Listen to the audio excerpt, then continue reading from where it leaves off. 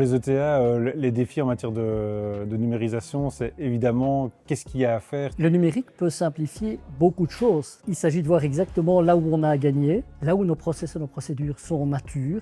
Là, on peut commencer à digitaliser parce qu'on va gagner déjà en temps d'exécution et donc on va dégager du temps utile pour faire des tâches à valeur ajoutée. Par exemple, être plus sur le terrain, faire de l'encadrement et animer nos équipes. Certaines sont encore à l'Excel, en train d'essayer de faire de la RH avec des Excel et se débrouiller comme ça.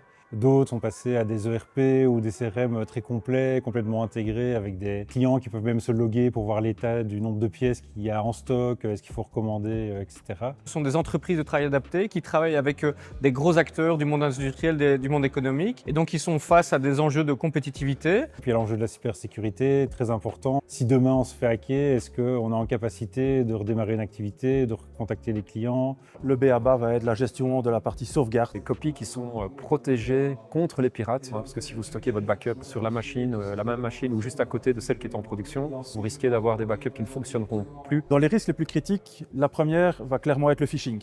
Une attaque par mail, c'est le classique. Former les collaborateurs à reconnaître des attaques et des faux emails et pouvoir savoir à qui les rapporter et de tirer l'attention des collègues par rapport à ce type d'email. Puis finalement, je crois qu'il y a aussi un enjeu autour de l'informatique, c'est bien, mais c'est pas un but en soi. Nous, notre objectif, c'est d'accompagner des travailleurs en situation de handicap. Comment est-ce que, par exemple, l'intelligence artificielle peut nous aider à mieux accompagner ces personnes pour que plus de personnes en situation de handicap puissent travailler. Il faut aller chercher les super pouvoirs que l'IA va pouvoir me procurer, notamment capter peut-être les besoins du terrain et de pouvoir les reformuler et de les recommuniquer de manière plus structurée vers les personnes adéquates. Les modes d'apprentissage vont par exemple pouvoir être adaptés et ça grâce à l'IA. Pour se lancer dans un projet de numérisation, se faire aider est un premier pas. Analyser ses besoins, analyser ses forces et ses faiblesses, savoir où on veut aller à un horizon plus ou moins long, mais avec des étapes courtes et savoir exactement ce qu'on va pouvoir délivrer rapidement en restant maître